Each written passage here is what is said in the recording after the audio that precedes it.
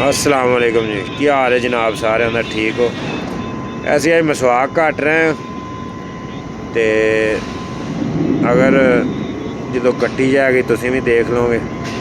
भाई हुणां 15 मिनट हो गए ने शुरू होया नूं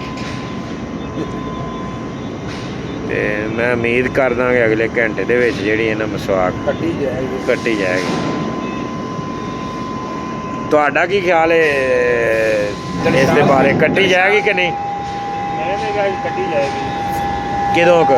बस 10-15 मिनटां च चलो लग जाता पता।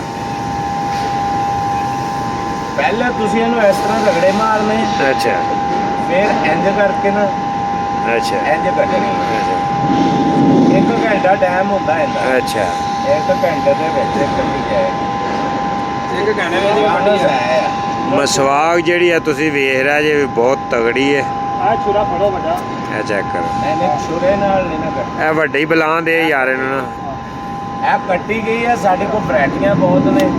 ਇਹ ਛੁਰਾ ਵੀ ਰੱਖਿਆ, ਆਪ ਬਣਾਇਆ, ਤਿਆਰ ਕੀਤਾ, ਲੇਕਿਨ ਇਹਦੇ ਨਾਲ ਨਹੀਂ ਕੱਟੀ। ਮਸਵਾਕ ਕੱਟਣ ਲਈ, ਮਸਵਾਕ ਕੱਟਣ ਵਾਸਤੇ। ਮਸਵਾਕ ਕੱਟਣ ਵਾਸਤੇ ਬਸ ਇਹਦੇ ਨਾਲ ਬਾਹਰੋਂ ਛਾਪੇ ਲਾ ਕੇ ਲਿਆਈ ਦੇ। ਛਾਪਾ ਲਾ ਕੇ ਇੱਥੇ ਲਿਆਈਦਾ, ਹਫਤਾ ਪੂਰਾ ਹੁੰਦੀਆਂ ਮਸਵਾਕਾਂ ਕਰੀ। ਇੱਕ ਤੇ ਜਿਹੜਾ ਭਾਈ ਛਾਪੇ ਲਾ ਕੇ ਲਿਆਂਦਾ ਹੁੰਦਾ ਤਾਰ ਚੱਲਿਆ। ਇਹ ਆ ਤੇ ਇਹ ਆ ਚੱਲਿਆ ਘਰ ਨੂੰ, ਕੰਮ ਛੱਡ ਚੱਲਿਆ ਅਗਾਂ ਕੰਮ ਤੇ ਚੱਲਿਆ। ਇੱਥੋਂ ਇਹਦਾ ਟੁੱਕਰ ਮੁੱਕ ਗਿਆ। ਹੁਣ ਅਹਿਮਦ ਨੂਰ ਵਾਲਿਆਂ ਦੇ ਟੁੱਕਰਾਂ ਦੀ ਹਾਰ ਗਈ ਹੈ। ਇੱਥੇ ਭਾਈ ਤਨਖਾਹ ਸੀ 45,000, ਇਹ ਪੈ ਰਿਹਾ ਸੀ ਉਹਨਾਂ ਨੂੰ 1.5 ਲੱਖ 'ਚ।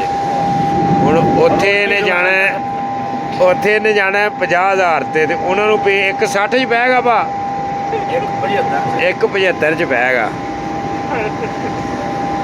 ਹਾਲ ਹੈ।